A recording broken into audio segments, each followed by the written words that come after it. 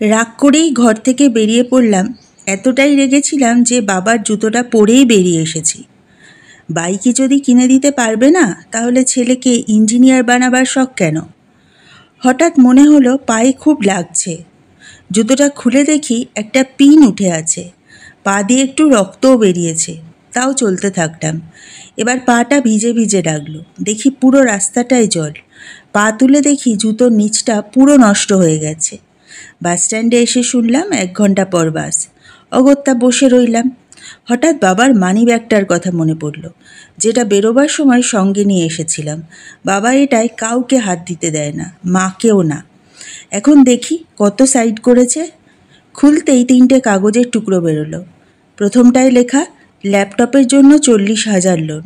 কিন্তু আমার তো ল্যাপটপ আছে, পুরনো বটে। দ্বিতীয়টা একটা ডক্টরের প্রেসক্রিপশন, লেখা নতুন জুতো ব্যবহার করবেন। নতুন জুতো? মা যখনই বাবাকে জুতো কেনার কথা বলে, বাবা উত্তর ছিল, আরে এটা এখনও 6 মাস চলবে। তাড়াতাড়ি শেষ কাগজটা খুললাম। পুরনো স্কুটার বদলে নতুন বাইক নিন, লেখা শোরুমের কাগজ। বাবার স্কুটার?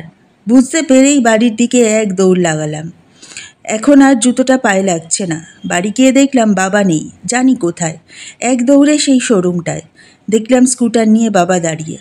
আমি ছুটে গিয়ে বাবাকে জড়িয়ে ধরলাম। কাঁদতে কাঁদতে বাবার কাঁধটা ভিজিয়ে ফেললাম।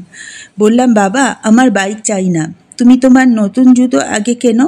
বাবা, আমি ইঞ্জিনিয়ার হব, তবে তোমার মতো করে।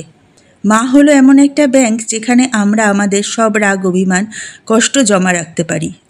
আর বাবা হলো এমন একটা ক্রেডিট কার্ড যেটা দিয়ে আমরা পৃথিবীর সমস্ত সুখ